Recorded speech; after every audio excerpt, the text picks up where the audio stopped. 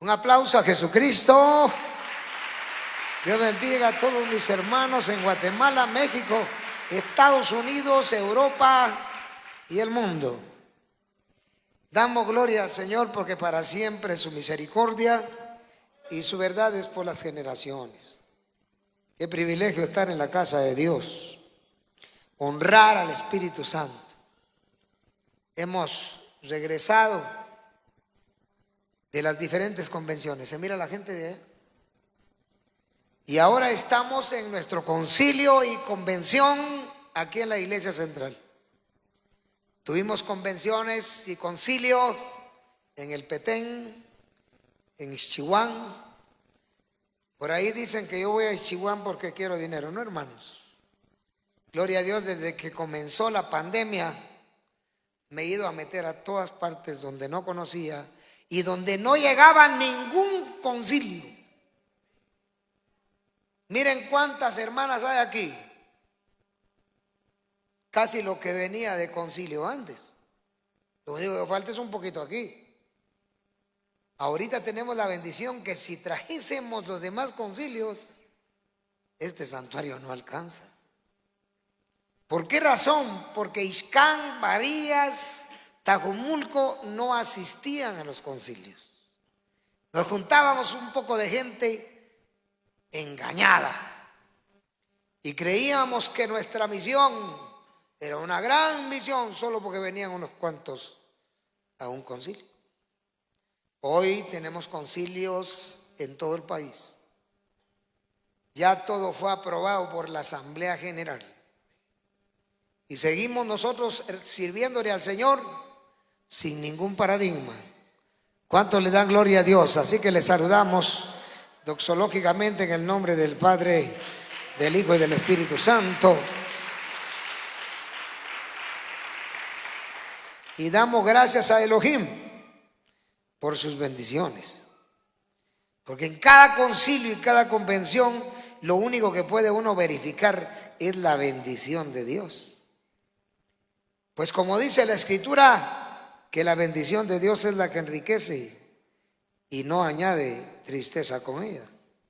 Como dice la palabra, he aquí yo vengo pronto y mi galardón conmigo para recompensar a cada uno según sea su obra. Así que el que va a pagar es Dios, el que va a recompensar es Dios, el que va a bendecir es Dios. El que va a multiplicar es Dios. Pues la bendición de Elohim es la que enriquece y no añade tristeza. ¿Cuántos están gozosos este día? ¿Cuántos están alegres este día? Alabemos el nombre del Señor.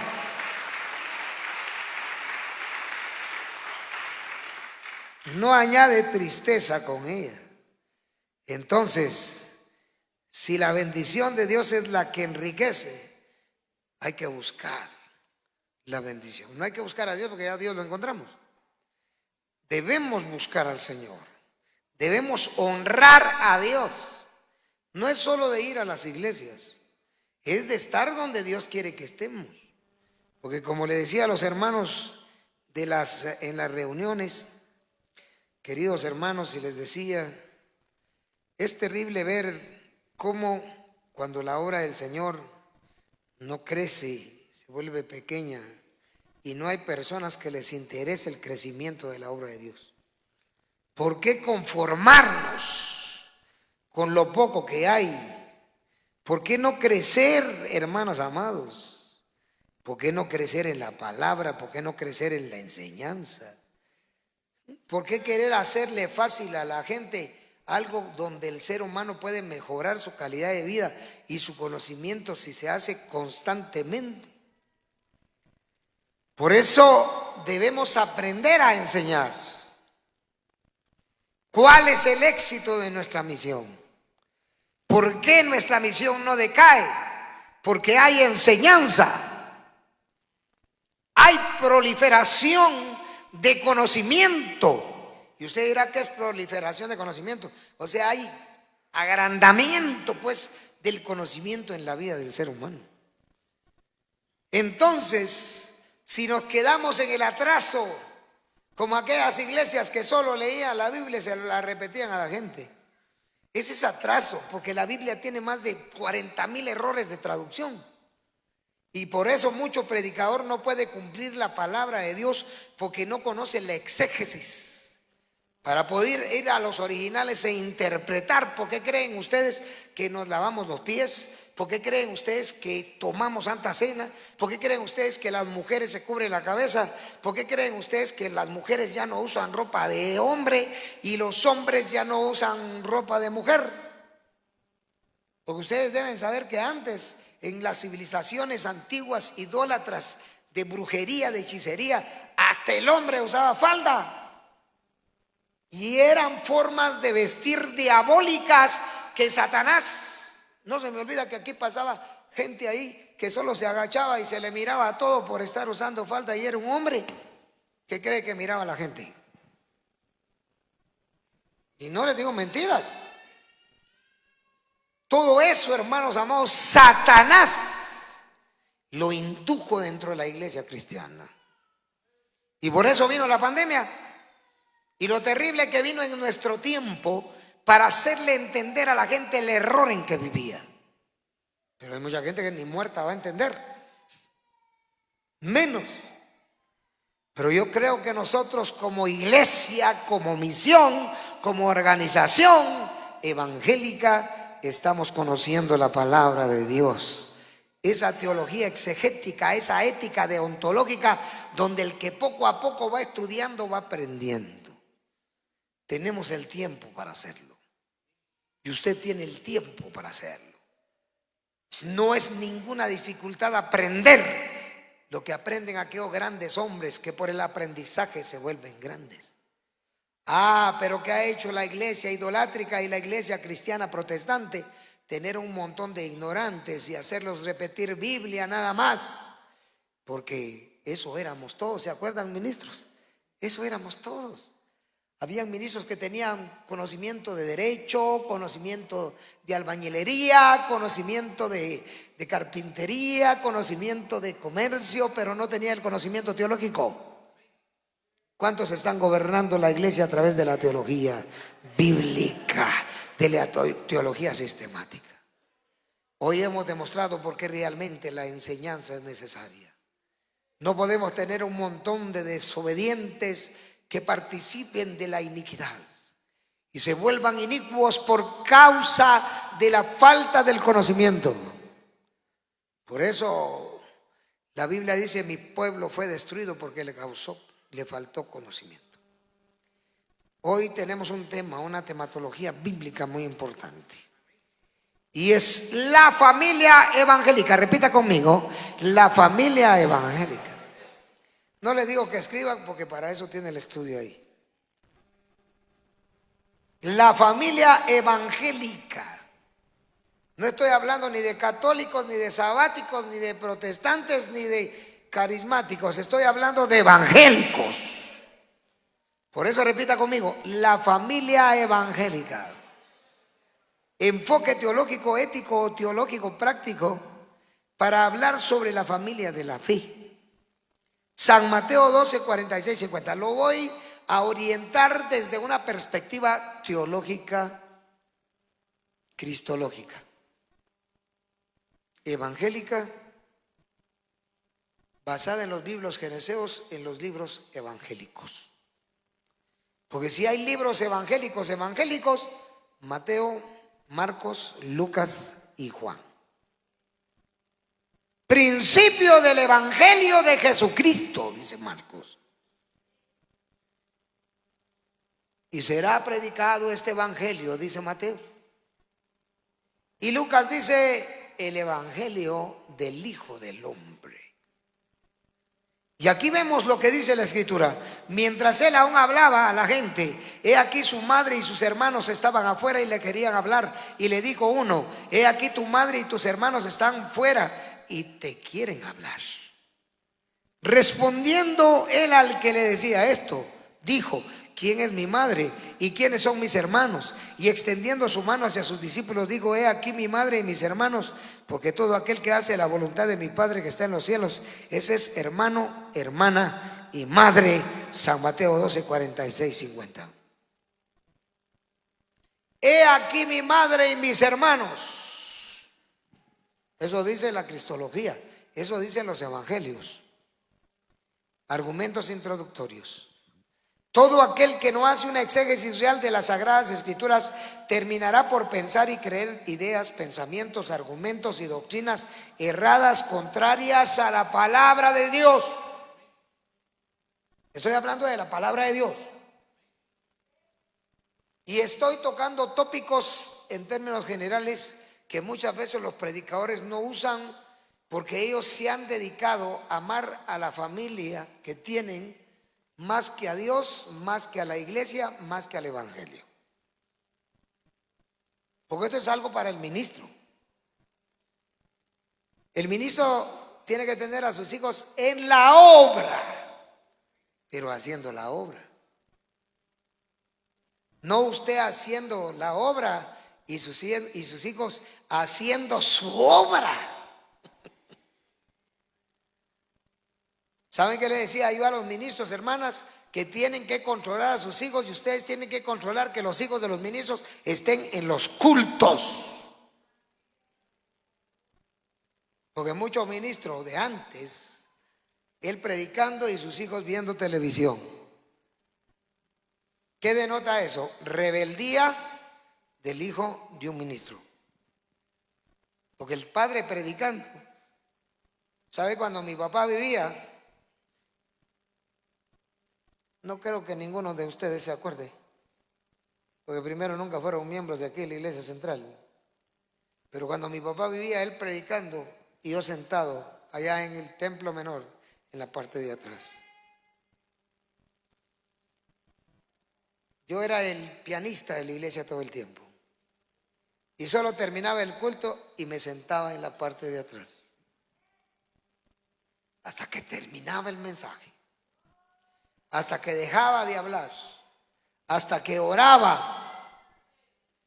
Pero miren, muchos hijos de ministros, yo no critico a estos, saber quiénes son ustedes, de antes.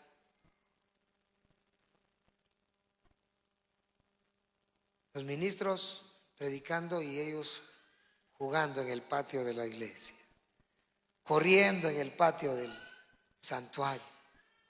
Puros los hijos de Elí. Porque los hijos de Elí fueron niños también. Y se aprendieron a meterse con las mujeres de los hijos de Israel en los atrios del santuario. Fue porque desde niños eran callejeros, chuchitos sin dueño. Y ya grandes demostraron lo que aprendieron siendo niños. Solo que en un grado de dificultad más alto. Por eso le digo a los ministros, porque la mayoría de los que están aquí tienen hijos chiquitos.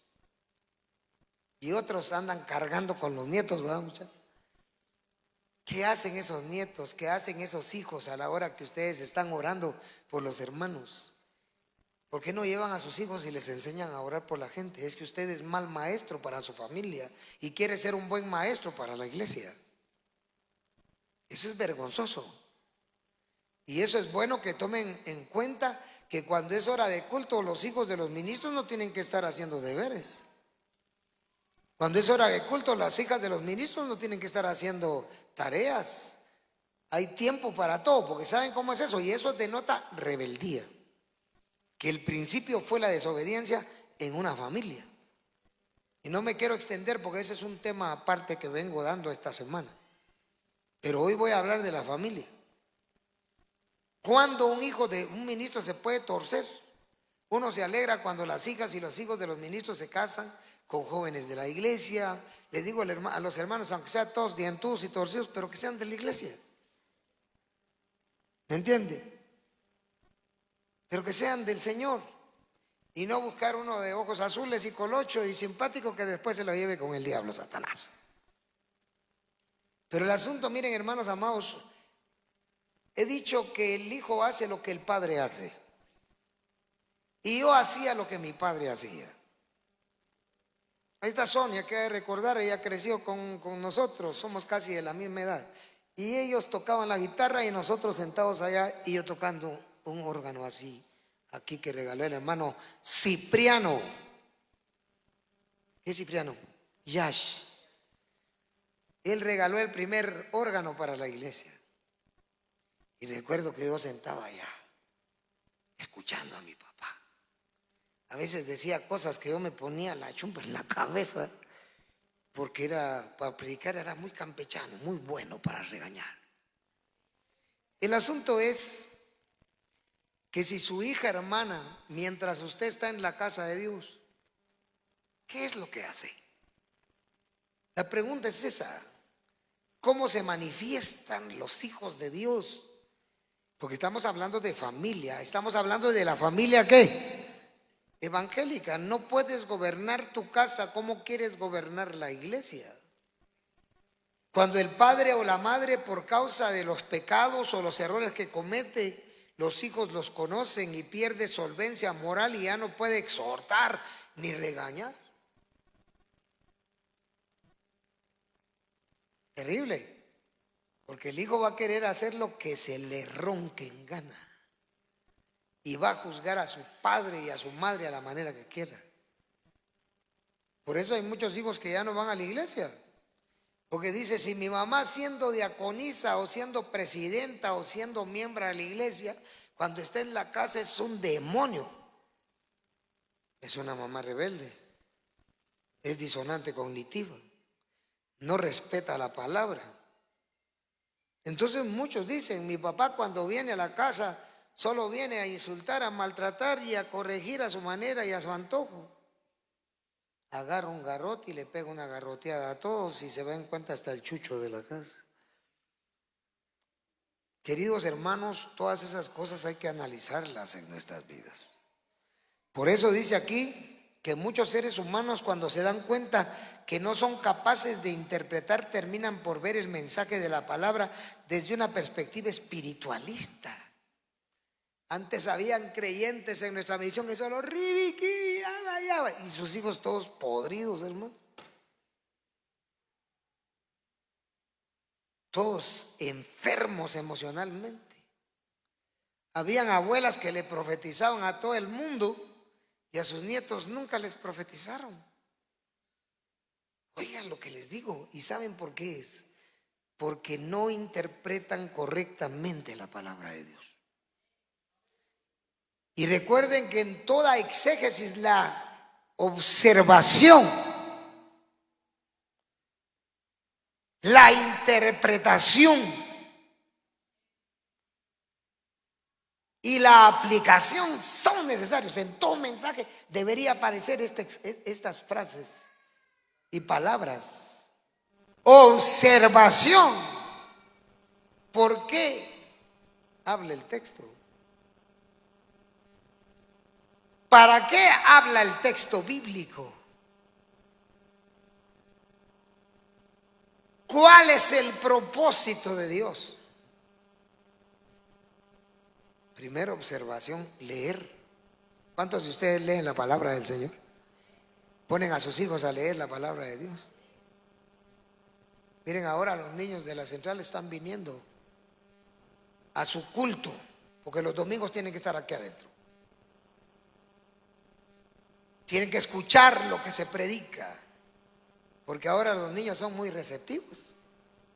Ya saben cómo se fabrican los otros niños. Ya en la escuela les abrieron la mente, digo un hermano, el entendimiento. No, hace un tiempo algunos de ciertas organizaciones estaban regalándole preservativos a los niños. Eso es terrible. ¿Y por qué? Porque los que tienen estas organizaciones creen que los niños en cualquier momento van a empezar a hacer cosas torcidas. No lo dicen así, sino ellos le dan nombres y calificaciones técnicas, profesionales, en vocabularios y léxicos bastante profundos, más tecnicismos que otra cosa, ¿va? Pero el asunto es que lo que se están dando cuenta es que el pecado ya llegó. Ellos no le llaman pecado, pero es pecado.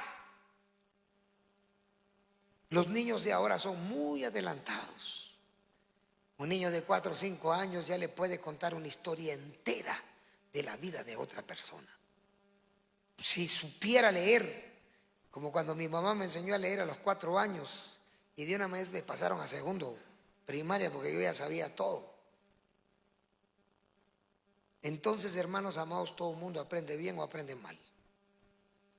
Usted va a mostrarle a sus hijos lo bueno y lo malo. Porque desde que el hombre comió del árbol de la ciencia, del bien y del mal, cualquiera puede hacer el bien y cualquiera puede hacer el mal. Consiste en nosotros, queridos ministros, por nuestro ejemplo, el ejemplo de nuestros hijos, de nuestros nietos, qué es lo que la iglesia va a alcanzar. Por eso, ministras, no sean victimistas. Porque si no estuvieran en el evangelio, saber dónde anduvieran. ¿Verdad, hermanos? Por eso, ministro, no sea victimista. No sea de los que cuenta todas sus desgracias y que se sube a los púlpitos. ¡Ay, tanta lucha! No, esas luchas las iba a tener aunque no fuera ministro. Peores luchas. Los hijos de los ministros, las hijas de los ministros dejen de ser victimistas. No se quejen.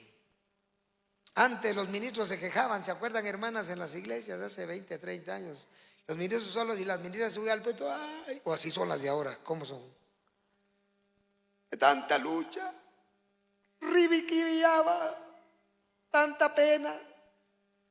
Ay, si fueran borrachas no estarían quejándose. Victimismos, socializadores, pervertidos y perversionistas, quejándose. La familia en Cristo Jesús es victoriosa. Y si quiere hablar, habla con Dios y no con la gente victimista. La verdad es que los creyentes debemos, dice ahí, pero ahí le faltó al secretario, debemos entender muy claro que aún nuestra familia genealógica debe pasar a ocupar un segundo plano por causa del evangelio. Yo le decía a los hermanos, si se quieren evitar de pleitos los ministros y las ministras, dejen de estar defendiendo a sus hijos tanto, hombre. Si hay algún problema con algún niño de la iglesia, de la congregación, no se mete en problemas, porque hay un dicho que dice que el que se duerme con güiros, ¿qué pasa? Ya sabe usted lo que le pasa. Hay ministros que se van a pelear con los miembros porque sus hijos pelean. ¿Por qué no corrige a su hijo? Y deja que el miembro corrija al suyo. Usted tiene que corregir a su hijo. Como le decía a las suegras, dejen de culpar a sus nueras y a sus yernos. Son sus hijos los culpables. ¿Por qué quiere corregir al yerno que no es su hijo? Por eso, hermanas, es malo decirle papá al suegro, mamá a la suegra. Eso es tradición. Suegra es suegra y es la mamá de su marido. Porque si no, la suegra va a pelear con usted como hija y no es su hija. Usted tiene su papá y tiene su mamá. ¿Oyeron, hermanas? Corrige a tu hijo, no corrijas a tu nuera, a tu yerno, porque él no es tu hijo. No destruyas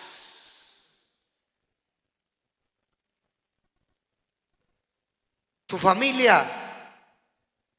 Ahí hay suegros varones peleando con sus yernos, hasta pegándoles, ¿sabes? Usted se está metiendo en problemas, está corrigiendo gente que no es su gente. Hermanos ministros, enséñenle a la gente que los suegros no tienen derecho a corregir a sus yernos, porque puede terminar como un hermano que yo conocí cuando era joven, que cuando llegaba con el suegro, ¿qué tal, papi?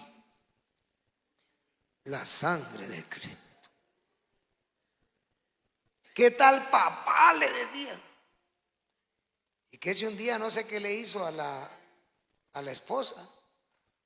Y el suegro papá lo corrigió y hasta le pegó sus hinchazos. No se voltea y le dio una gran tunda al papá suegro que le dejó los...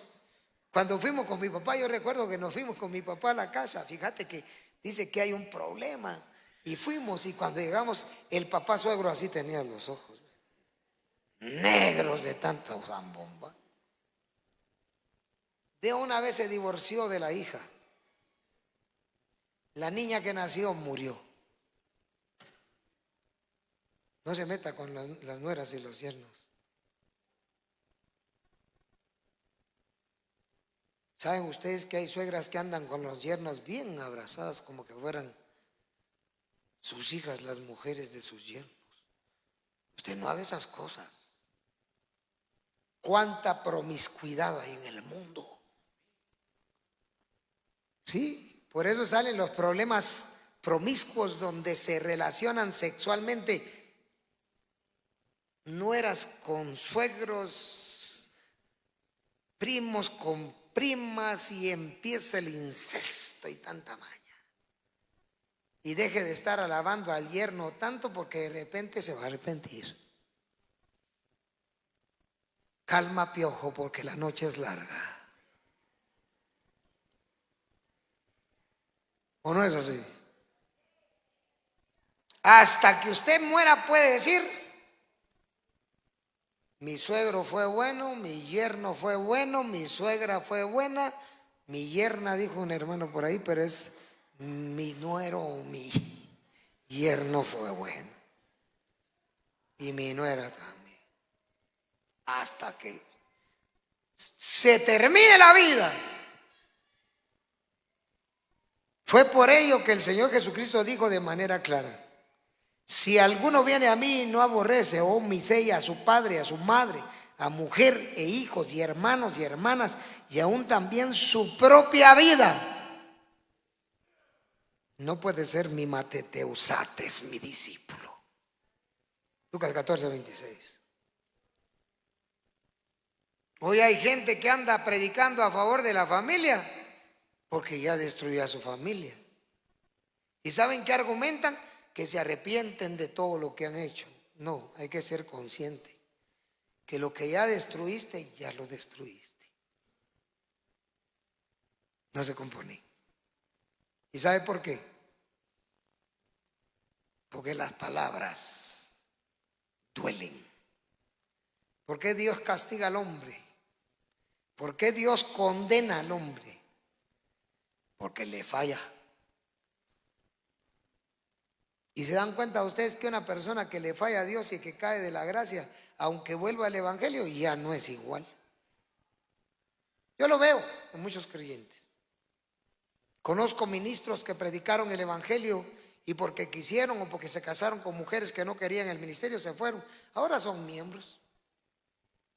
Me acaba de llamar un exministro que me dice, doctor, me da permiso para asistir a una iglesia de la misión, porque yo, aunque ya no sea ministro, pero quiero ser parte de la misión, porque amo la doctrina, pero ya no es igual. Así es toda relación en el mundo. No porque la mujer dice, perdóname mi amor, o el marido, perdóname mi cielo, en cualquier momento, ¡pum! Por eso primero es la familia de Dios evangélica. Primero es Cristo. Y todo aquel que es de la familia material física está en el evangelio, ahí va como familia en Cristo. Ya lo que hay en Cristo es la familia en Cristo. ¿Sabe cómo es mejor que el hombre trate a su mujer como familia en Cristo para no vivir en pleitos, en celos, en iras, en contiendas? El término aborrecer empleado por Jesucristo en este pasaje de la Escritura se emplea en el sentido de a preferencia relativa de una cosa por encima de otra mediante la expresión de menosprecio o aversión a las demandas de una persona o cosa en relación a los de otra persona. Mateo 6:24, Lucas 16:13. En cuanto a la imposibilidad de servir a dos señores, en cuanto a las demandas de los padres en relación a las de Cristo, Lucas 14:26. ¿Qué dice Lucas 14:26? Si alguno viene a mí, dice, y no aborrece a su padre, a su madre, a su mujer, a sus hijos, a sus hermanos y a sus hermanas, no puede ser mi discípulo. ¿Y saben por qué Cristo dice eso? Porque muchas veces usted por el evangelio se va a volver enemigo de todos.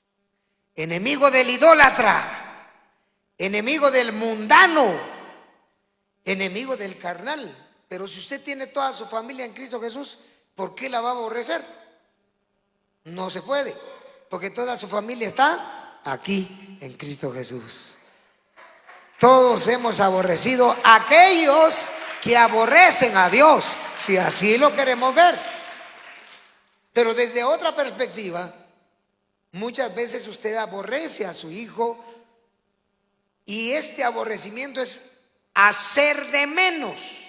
Por ejemplo, cuando usted viene al concilio y tiene que dejar hecha la comida a su esposo, a sus hijos, y ellos mismos se los tienen que servir. Hay microwave, hay, ¿cómo se llama aquí? ¿Cómo le llaman? Microondas o horno de microondas.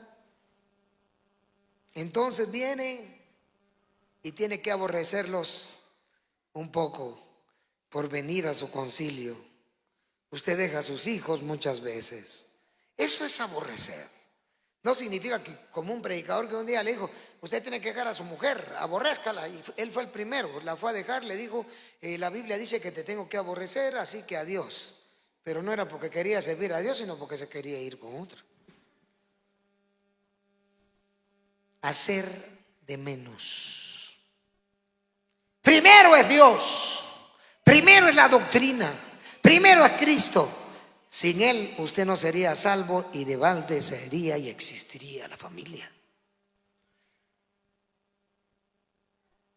No está diciéndonos que odiemos a nuestra familia, pero sí que prefiramos a Jesucristo y al Evangelio por encima de nuestra familia. Y usted lo está haciendo. Usted que va a sus distritos, que va a sus concilios, que deja a la familia un rato por estar en coinonía con la familia evangélica. Entonces, está entendiendo el propósito de Dios. Ministro, esto no significa que usted va a dejar a su familia y a Dios, hermanos, en la fe. Eso no es así. Usted va a volver a su casa. 2, 3 días le dejará. Hoy hay ministros que se van por 10, 15, 21, 2, 3 meses. Y vuelven. No significa que se van a ir para siempre. Los creyentes debemos llegar a pensar en una dimensión distinta y asimilar que nuestra familia en el Evangelio son los miembros de la congregación. La familia en Cristo está constituida por personas que hemos sido lavadas de nuestros pecados por medio de la jaimatecusía, es decir, del derramamiento de la sangre de Jesucristo en la cruz del Gólgota. Dios nos ha tomado como sus hijos cuando creímos en Jesucristo, mas a todos los que le recibieron, a los que creen en su nombre, les dio potestad de ser hechos hijos de ¿quién? San Juan 1:12. Nótese la característica legal del lenguaje que emplea el apóstol Juan cuando habla de potestad. El griego empleado en el término exousian y significa no solo el derecho, sino también la autoridad y el poder. Aquí en este pasaje se denota algo más que la noción de privilegio o derecho. ¿Hasta dónde trasciende nuestra condición como hijos de Dios? En la teología paulina encontramos una respuesta interesante. El Espíritu mismo da testimonio a nuestro espíritu de que somos hijos de Dios, y si hijos también herederos, cleronomois, herederos de Dios y coherederos con Cristo, son cleronomois. Si es que padecemos juntamente con Él, para que juntamente seamos ¿qué? Glorificados. Romanos 8:16-17. Quiere decir que nosotros, la iglesia, somos la familia evangélica, donde los que se congregan han sido comprados en el agorazo. No puedo poner todo eso porque no cabe. En el hexagorazo. ¿Qué es el agorazo? La palabra agora en el griego significa mercado. Quiere decir que Jesucristo nos fue a comprar del mercado de los pecados y de los pecadores.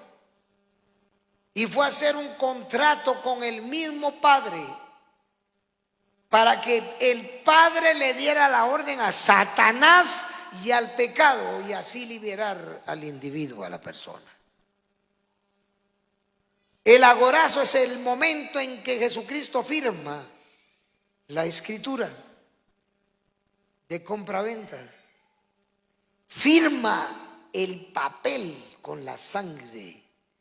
Jaime Tecusía. ¿Para qué? Para que el pecador que se convierte, que se arrepiente, que entra a estados de soteriología, de salvación, entonces sea liberado de su carga jamarteológica o pecaminosa. Y lo compra, como quien dice, con escritura y recibo de una vez. ¿Cuántos le dan gloria al Señor? Porque no oigo. Que alaben a Dios. Alabe a Dios, diga gloria a Dios. Diga aleluya, hermana. Usted ha sido comprada con la sangre del Cordero. Argumentos específicos. Resulta imperativo que entendamos que la familia en Cristo, o sea, la familia en la fe, puede estar sujeta a diferentes circunstancias, tanto benéficas como dañinas. Por ejemplo, muchos le llaman a la iglesia de Cristo la familia espiritual. Eso no existe. No hay familia espiritual. Todos somos humanos los que estamos aquí. Fuese familia espiritual si fuésemos solo espíritus. Pero somos una familia física. Somos lavados, aunque somos de carne y hueso. Ya somos lavados y comprados con la sangre preciosa de Jesucristo, que nos limpia de toda maldad y de todo pecado. Porque oiga, hermana y hermano, ministro y miembros que me miran allá lejos, a usted los pecadores no lo van a perdonar. ¿Sabe usted que una persona pecadora es la que menos va a perdonar? Fállele usted a alguien. En las iglesias hay quienes le fallaron a Dios. ¿Y quiénes son los que juzgan? Los miembros, imagínese usted. Quiere decir que los pecadores son los que menos perdonan. Porque la Biblia dice que si decimos que no tenemos pecado, hacemos a Dios mentiroso. Y la verdad no está en nosotros. Pero si confesamos nuestros pecados, Él es fiel y justo para perdonarnos. Entonces, ¿quién es el que perdona? La gente no le va a perdonar. ¿Qué, ministro? Hágale algo a un miembro. Yo les he dicho a los ministros, mientras a un miembro no se le toca sus intereses, no hay problema. Pero va usted y le dice, hermano, usted tiene disciplina porque no vino a tomar Santa Cena.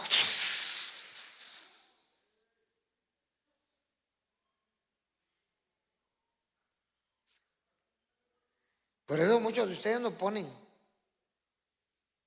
Si usted viene y le dice a un miembro, disculpe hermano, pero usted no tiene privilegio porque no vino a tomar Santa Cena,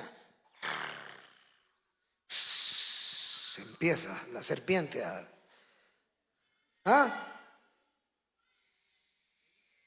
Hágale algo, pruébelo nada más. En el Día de los Inocentes, hágale algo.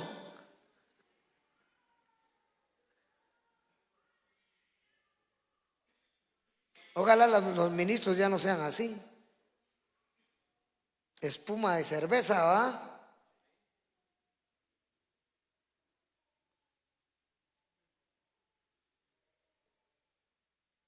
Cuando un ser humano vence esos instintos malignos, entonces pertenece a la familia evangélica,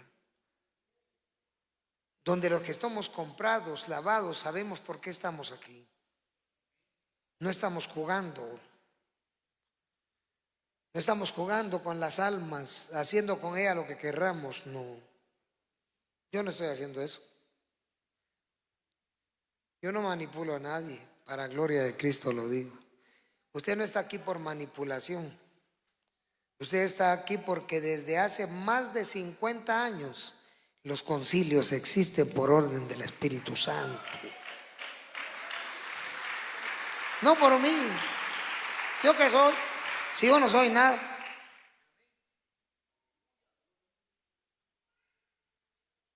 Hermanos amados, ustedes no están aquí porque yo los manipule para venir a las convenciones. ¿Saben cuántos años tienen las convenciones? 56 años. Y antes eran de 3 días, ahora es solo un día por causa de la pandemia. Antes eran 3. ¿Se acuerdan, hermanas, de que antes los distritos eran 3 días los distritos? Y los ministros se quedaban a dormir en las iglesias. De ahí a algunos se les metieron los demonios y se fueron a dormir a su casa. Y arruinaron la obra del Señor. Ayunaban 3 días y levantaban en la tarde y se iban para su casa. Destruyeron la obra. Pero ahora, ¿cuántos están ayunando sus 3 días para vencer a Satanás? Ya viene el próximo ayuno. Ya viene el próximo ayuno. Y vamos a ayunar para avergonzar al diablo.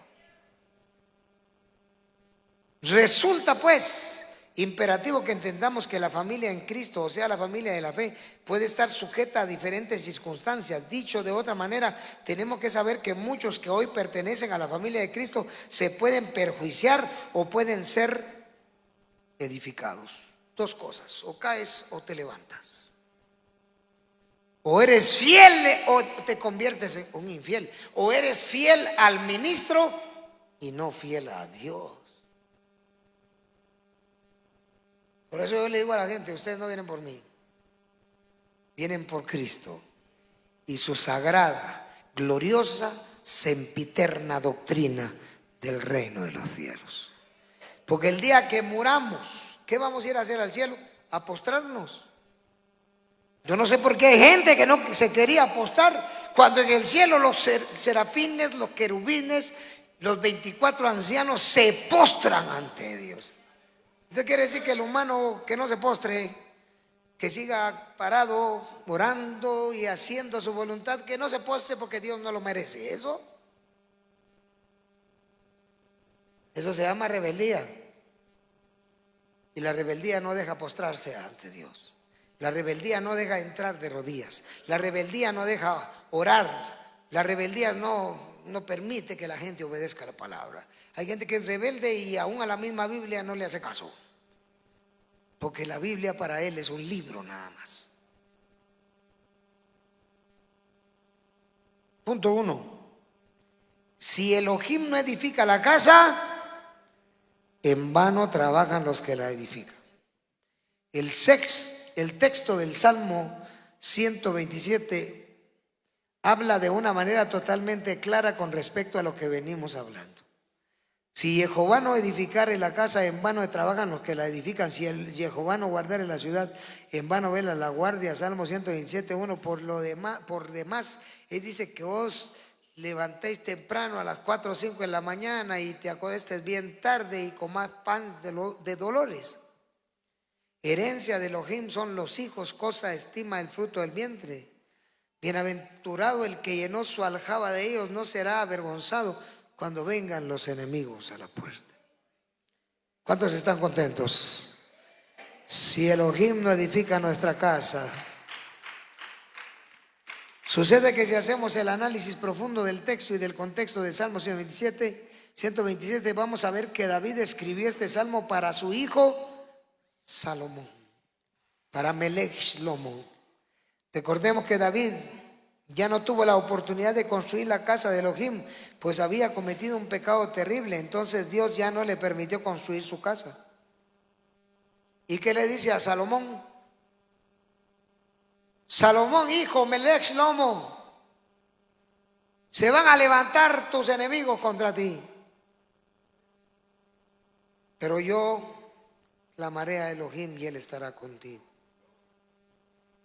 Y dice la palabra claramente que el que construyó el santuario fue Melech Shlomo. Pero David, su hijo, le dice: yo ya no pude construirlo porque hice tal cosa. Elohim ya no me lo permitió, te toca a ti.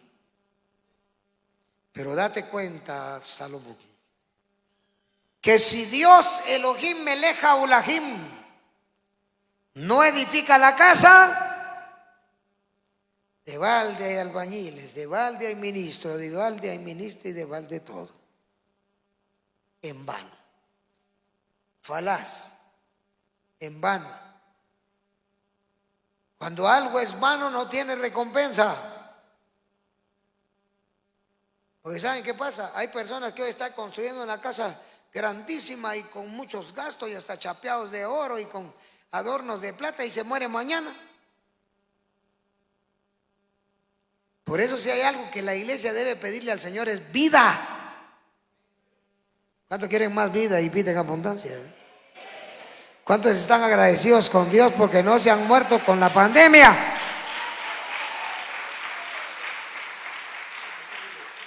Si Elohim no edifica la casa, en vano trabajan los que la edifican. Si Elohim no edifica la iglesia, la casa del Señor, de balde hay ministro, de balde hay ministra, de balde hay miembros porque esa casa no está edificada.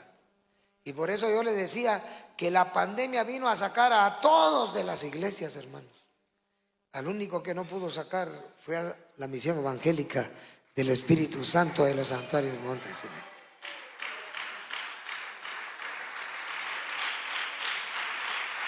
¡Aleluya! Sucede que si hacemos el análisis nos damos cuenta que entonces Dios ya no le permitió construir su casa, más vino palabra de Jehová diciendo: tú has derramado mucha sangre. Mire qué le dijo Dios a David: has derramado mucha sangre y has hecho grandes guerras. No edificarás casa a mi nombre, porque has derramado mucha sangre en la tierra delante de mí. He aquí te nacerá un hijo, el cual será varón de paz, porque yo le daré paz de todos sus enemigos en derredor. Por tanto su nombre será Salomón, Shlomo, y yo daré paz, le daré shalom y reposo, Shabbat, sobre Israel en sus días. 1 Corintios 22, 8, 9.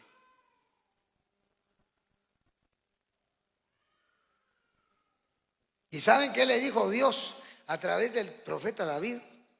A David, cuando iba a morir, mira, le dijo: vas a tener un hijo. Y aunque ese hijo pecare contra mí, yo le perdonaré. ¿Y quién era? Salomón. ¿Qué le dijo Dios a David? No vas a poder construir mi casa. Has derramado mucha sangre. Tienes manchadas las manos, David. No vas a construir casa. Entonces David le dice a Salomón: Jehová me dijo que no. Y hace mucho tiempo cuando ibas a nacer. Pero ahora yo te digo que si él no edifica la casa que tú construyes, de nada servirá. Y saben ustedes que los arqueólogos, los geólogos, hicieron un estudio sobre el templo de Jerusalén y dijeron que cuando Salomón lo había construido costaba 350,000 millones de dólares. Ahorita cuesta 650,000 millones. Costaría. El palacio costó 500,000 millones de dólares. Ahorita costaría 800,000. Era más cara la casa de Salomón que el templo. Entonces yo no sé por qué mucha gente se enoja que los ministros tengan templos o casas. Si Salomón tuvo la casa más cara de la historia. Recordemos que Salomón, además de ser hombre, de ser el hombre más sabio, fue también el hombre más rico que ha existido. Por supuesto que solo Jesucristo ha sido más sabio que él, como Jesús. Pero estamos hablando del Antiguo Testamento un poquito. Así que David le habla a Salomón de construir la casa. Y no solo le estaba hablando de una casa de habitación, sino que está, en este caso se refiere a la Migdash Knesset Leveit Lehem, David también se refirió a la familia física y le recomendó diciéndole que no te pase las mías. Por eso en el libro de Proverbios Salomón escribió: hijo mío, no te olvides de mi ley y tu corazón guarde mis mandamientos. Proverbios 3:1. Y si usted sigue leyendo, porque largura de días y años de vida, si pase, te aumentará. Nunca se aparte de ti la misericordia y la verdad, átalas a tu cuello y escríbelas en la tabla de tu corazón. Dele gloria al Señor porque no se oye.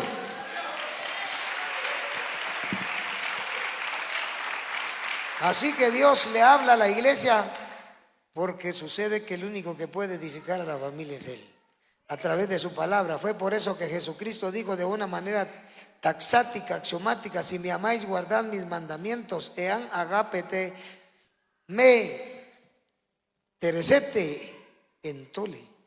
Si nos trasladamos al Antiguo Testamento, vamos a ver que existen sendos paralelos con los siguientes: nunca se apartará de tu boca este libro de la ley. Meditarás, sino que de día y de noche meditarás en él, para que guardes y hagas conforme a todo lo que en él está escrito, porque entonces harás prosperar tu camino y todo te saldrá bien. Dice todo. ¿Usted quiere que sus hijos sean prosperados? Que nunca se aparte de su boca este libro de la ley. Va a la escuela, va a la universidad, va a la calle, va al mercado, al negocio, al trabajo. Que la palabra de Dios está en su boca para no ser disonante cognitivo. Una cosa es la iglesia y otra cosa es la calle. Porque miren, el disonante cognitivo puede caer a un estado limítrofe de personalidad. Este puede ser un Dunning-Kruger con el tiempo, y este puede ser con el tiempo un victimista, y el victimista un rebelde, y por último se muere. Hay mucha gente que por sus rebeldías mueren. Hay mucha gente que por su maldad muere. Por eso dice: tu maldad te castigará. Y el mismo escritor de la Torá dice que el hombre desde su juventud es malo, es pendenciero, es pleitista, es egoísta, es abusivo muchas veces, desde su juventud. Por eso vemos pues que entonces harás prosperar tu camino si guardas la palabra y la vives. En la exégesis hay observación,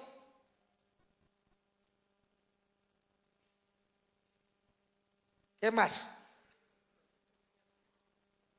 Interpretación y aplicación, y por último se hace lo que se llama evaluación exegética.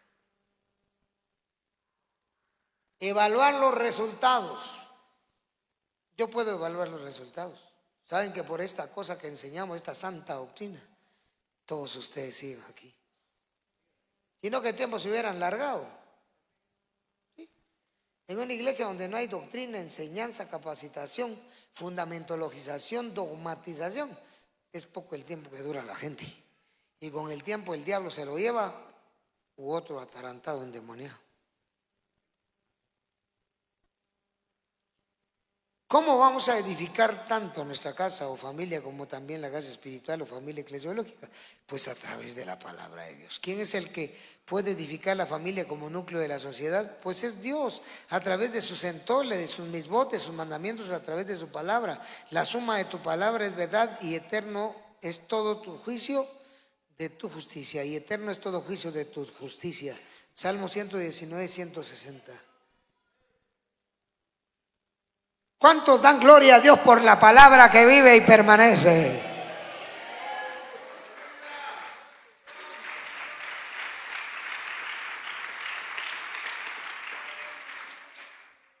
Entonces, ¿quién más puede edificar la casa?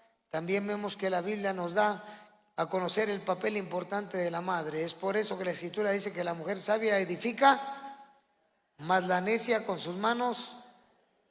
En la sociología del Antiguo Testamento vemos que el Abba, el padre, se dedicaba a trabajar, y la Ima, la madre, aunque también se usaba para abuela y suegra, se dedicaba el cuidado de la casa. La familia contemporánea no dista demasiado de la sociología veterotestamentaria. Las mujeres viven más No en muchos casos. Si alguien muere en un accidente, pues una mujer puede vivir en un accidente y vivir menos que el esposo. Por eso la familia contemporánea nos dista demasiado de la sociología veterotestamentaria. Las mujeres vivían. La familia contemporánea nos dista demasiado de la sociología veterotestamentaria. Las mujeres viven más. El índice de mortalidad de aquellos tiempos, las mujeres viven más. El índice de mortalidad de aquellos tiempos demostraba que los hombres morían en mayor escala que las mujeres. Seguramente, por eso es que Isaías escribió: echarán mano de un hombre 7 mujeres en aquel tiempo, diciendo: nosotras comeremos de su pan y nos vestiremos de nuestras ropas. Solamente permite llevar tu nombre y quita nuestro oprobio. Isaías 4:1. Así que la injerencia de la madre es algo trascendental de la vida familiar. Los hijos crecieron en su mayoría apegados a sus madres, trayendo a la memoria la fe no fingida que hay en ti, el cual habitó primero en tu abuela Loida y en tu madre Eunice, y estoy seguro que en ti también, según de Corintios 5:1, 5:2. ¿Qué factores pueden destruir la familia? Veamos que bajo un estricto sentido, que un flagelo que causa estragos en las familias de las naciones es la idolatría. La idolatría trae miseria, trae desgracia, trae pobreza, etcétera. Cuando un creyente no logra asimilar que ya es propiedad de Dios por medio de Jesucristo y no logras y entiende que debe huir de la idolatría, según 1 Corintios 10:14. Seamos específicos al decir que la idolatría es la adoración, veneración, exaltación y culto a los ídolos. Los ídolos e idolón son imágenes religiosas, efigies, esculturas, etcétera, los cuales se les rinde culto. Los ídolos son muñecos de humanos, de animales y seres imaginarios a los cuales se les prenden,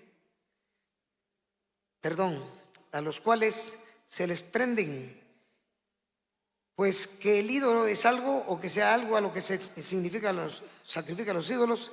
Antes digo que lo que los gentiles sacrifican a los demonios lo sacrifican y no a Dios. Y no quiero que vosotros seáis o hagáis partícipes con los demonios. 1 Corintios 10:19-20. Si los hijos de los creyentes se mezclan y se enyugan con un idólatra, ha arruinado su vida y la de su familia. Así que, hermano, sea celoso y cuide a su familia para que no apostate por causa de la idolatría. Hay que apartarse de toda esa basura. La idolatría provoca guerras. Los idólatras invadieron los pueblos que al principio fueron evangélicos y los volvieron comunistas, guerrilleros, miserables. Hay que tener muchísimo cuidado. Conclusión: los padres debemos velar por la edificación de nuestra familia. Tanto el padre como la madre deben enseñar la palabra de Dios a sus hijos y encargados. ¿Cuántos dicen amén? Y encargar nuestra casa, instruyendo a nuestros hijos. Incluye, como dice la Escritura, instruye al niño en su camino y aun cuando fuere viejo no se apartará de él. Proverbios 22:6. Para nuestra época tenemos que luchar por la salvación de nuestros hijos, instruyéndolos en el camino cristológico del Evangelio. Romanos 1:16. Así que, mis hermanos, tenemos que aprender a obedecer a la palabra. Y la familia, no diga que es una familia espiritual, es una familia física, que está compuesta por los creyentes lavados, comprados, santificados por la sangre del Cordero. Y haga usted que la familia busque a Dios. Porque hay mucho padre, hay mucha mamá que sus hijos ya no buscan a Dios por ellos, por su testimonio, por su carácter. No aquel carácter bravo simplemente, sino aquel carácter enojón, carnal, diabólico. Pero también hay otros hermanos que están en el Evangelio, sus hijos, por su carácter, un carácter evangélico, cristológico, de buen testimonio. Dígale que está a la par suya, hermana: usted gana a sus hijos con la palabra de Dios. Dígale los ministros, dígale, usted gana a sus hijos conforme a la palabra y a través de la palabra. Sean pequeños o grandes, evitemos el castigo de Dios. La familia de Cristo es la familia cristobíblica, cristológica, cristocéntrica. No importa lo que hablen los demás, la familia tiene que buscar a Dios. Que el Señor los bendiga este día y damos gloria al Padre, al Hijo y al Espíritu Santo. Un saludo a mis hermanos en todo Guatemala. Dios bendiga a Jeremy Arriola. Dios bendiga a Alberto Juárez, Sonia Chua, Alba de Juárez, según dice Chivire, Manuel Vargas, Tricia Escobar, Brian Méndez, Hilder Baten, Alberto Juárez, Roselia Mateo, Pedro Chojolán, Douglas Miranda, del Mita Quej. Dios bendiga a nuestra hermana Mary Walsh, Chayito López, hermano Chayito hasta Warrington, Ser Marían, aquí Domingo Vázquez, hermano Rocael Antón Maldonado desde West Palm Beach. ¿Cuántos dan gloria a Dios por ellos? Santiago Reyes, el nieto que predica la palabra del Señor en la ciudad de Los Ángeles. Así que un saludo. ¿Cuántos mandan saludos? ¿Cuántos mandan saludos? La gloria de Dios. Gracias, mis hermanos. Shalom, shalom, shalom. Y la familia de Cristo sigue adelante. Amén.